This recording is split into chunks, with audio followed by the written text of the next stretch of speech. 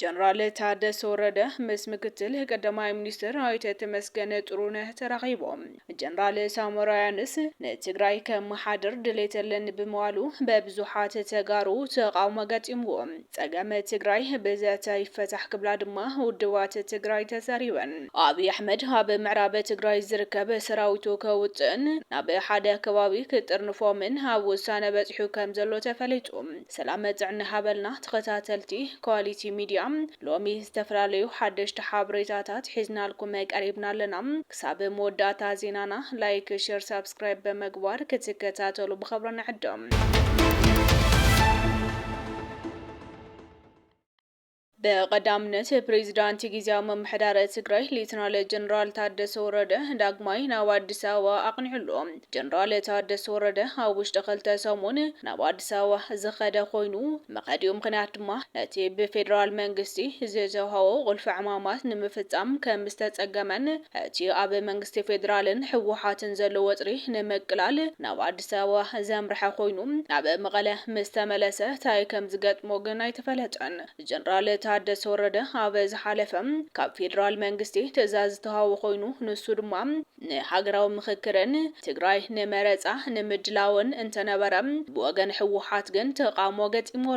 ጀነራል ታደሰ ወረደ ፕሬዝዳንት ጊዜያዊ መምሕዳር እኳ እንትኾነ ብላዕለዋይነት ንትግራይ ዝመርሓ ዘሎ ሕወሓት ኣብ ትግራይ ምርጫን ምክክርን ኣይካይድን ኢሉሎ ንጊዜያዊ መምሕዳር ትግራይ ቅርበት ዘለዎም ሰባት ከም ዝገለጽዎ ጀነራል ታደሰ ወረደ ኣብ ሓፂር ግዜ ንኽፍጽሞም ካብ አዲስ አበባ ዝበጽሑ ዕማማት ክፍጽም ከም ዘይከኣለ እውን ገሊጾም ኣለዉ ካብቶም ጀነራል ታደሰ ኣብ ሓፂር ግዜ ተግባራዊ ዝኾኑ ኩነታት ንምፍጣር ዝረኸቦም ዕማማት ካብቶም ጀነራል ታደሰ ኣብ ሓፂር ግዜ ተግባራዊ ክኾኑ ዝተሓሰቡ ትግራይ ንሃገራዊ ምክክር ምድላውን ሃገራዊ መረፃ ምድላውን ቀንዲ ጉዳያት እዮም ሕወሓት ግን ከም ወልቃይት ዝኣመሰሉ ኣካታዕቲ ከባብታት ተዘይተሓሲቡሉን ሕጋዊ ሰውነት ውድ ሕወሓት እንተዘይተመሊሱ ኣብ ትግራይ ምክክር ይኹን ምርጫ ከም ዘይካየድ ኣፍሊጡሎ በሰንኪቲ ኣብ መንጎ ፌደራል መንግስትን ሕወሓትን ዘሎ ወጥሪ ኣብ ቅልውላው ዝኣተወ ዝመስል ጀነራል ታደሰ ወረደ ኣብ ቀረባ እዋን ኣብ ልዕሊ ሕወሓትን ፌደራል መንግስትን ዘሎ ምትፍናን ነቲ ወጥሪ ኣጋዲድዎ ኣሎ ሕዚ ዝበፅሕና ሓበሬታ ከም ዘመላኽቶ ድማ ፕሬዝዳንት ጊዜያዊ መምሕዳር ክልል ትግራይ ጀነራል ታደሰ ወረደ ምክትል ቀዳማይ ሚኒስትር አይተ ተመስገን ጥሩነህ ኣብ ዝመርሕዎ ናይ ኣመራርሓ ሓደጋ ስጋት ኢትዮጵያ ኣኼባ ይሳተፍ ከም ዘሎ ተረጋጊጹ ኣሎ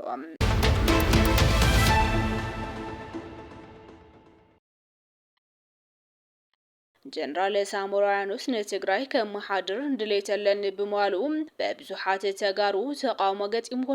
ነበር ዋና ኣዛዚ ሓይልታት ምክልኻል ፌደራል ጀነራል ሳሞራ ያኑስ ህዝቢ ትግራይ ብዘይመረፆ መንግስቲ ክምራሕ የብሉን ክብል ተዛሪቡሎ ጀነራል ሳሞራ ኣብ ቀረባ እዋን ንጋዜጣ ወጋሕቶ ኣብ ዝሃቦ ቃለ መሕተት እቲ ሕዚ ዘሎ ጊዜያዊ መምሕዳር ክቅፅል የብሉን ህዝቢ ትግራይ ብዝመረፆ መንግስቲ ክምራሕ ኣለዎ ዝበለ ጀነራል ሳሞራ ፕሬዝዳንት ጊዜያዊ መምሕዳር ትግራይ ጀነራል ታደሰ ወረደ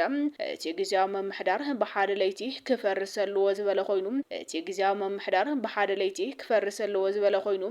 ከም ዝፍለጥ ጊዜያዊ መምሕዳር ትግራይ ዝተመስረተ ሓደ ዓመት ንምምራሕ ውዕል ዝተዋሃቦ ጊዜያዊ መምሕዳር ትግራይ ድሕሪ 3 ወርሒ ኣገልግሎቱ ከብቅዕ ከም ዝኾነ እውን ይፍለጥ እዩ ፀገም ትግራይ በዘተ ይፈታሕ ክብላ ውድባት ትግራይ ተዛሪበን ፖለቲካ ውድባት ትግራይ መስ ኮሚሽን ሃገራዊ ምክክር ዘተ ዘሳለጣ ኮይነን ኣብ ትግራይ ዝንቀሳቀሱ ፖለቲካ ውድባት መስ ኮሚሽን ሃገራዊ ምክክር ሎሚ ታሕሳስ 25 2018 ዓ.ም ኣብ አዲስ አበባ ዝተዛተዩ ኮይኖም እቶም ኣመራርሓ ውድባት ፀገም ክልል ትግራይ በዘተ ከም ዝፍታሕ ከም ዝኣምኑ ብምግላጽ ነዚ ድማ እቲ ሃገራዊ ምክክር ብሕታዊ ኣማራጺ ከም ዝኾነ ረድዮም ኣብቲ ዘተ ዝተሳተፋ ፖለቲካ ውድባት ዓረና ባይቶና ቃንጫ ሓቂም ትግራይ ዲሞክራሲ ፓርቲ ትዴፓን ትንሳኤ ሰብዓ እንደርታ ራያ ራይማ ፓርቲን ወለዶ ትግራይን እንትኾና ትግራይ ኣካል ሃገራዊ ምክክር ክትኸውን ከም ዘለዋ እውን ከም መዘገንዘቡ ተፈሊጡሎ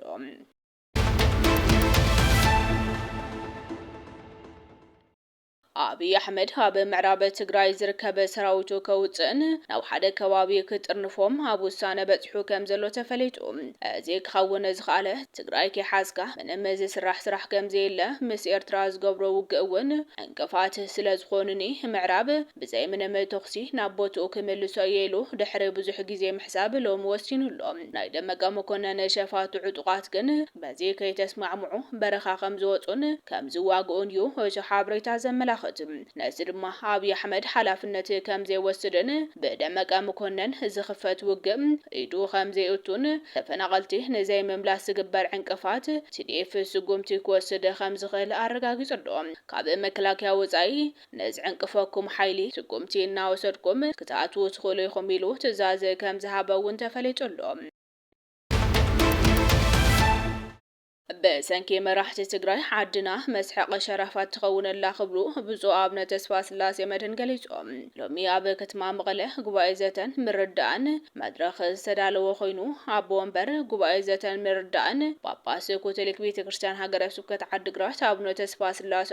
ህዝቢ ትግራይ ብሰንኪ ጉድለት ይህን መራሕቱ ኣብ ደንደስ ጥፍኣት ይርከብ ዝበሉ ኮይኖም ከም ህዝቢ ካብቲ ፀገም ንምውፃእ ስጋት ብሄራዊ ህላወን መፍታሕ እንኮ መማረፂ ይህን ከም ዝኾነ ሓቢሮም ምስ መላእክቲ ኣካላት ዝተሳለጡ ሰፋሕትን ተኸታተልትን ዘተ በብግዚኡ ብኣግባቡ ብዘይ ምቕራቦም ከም ክፍተት ዝገለጹ አቡነ ተስፋ ስላሴ ኩሉ ህዝቢ ኣብ ጎኒ ትጉባኤ ክስለፍ ፃውዒት ኣቕሪቦም ኣለዉ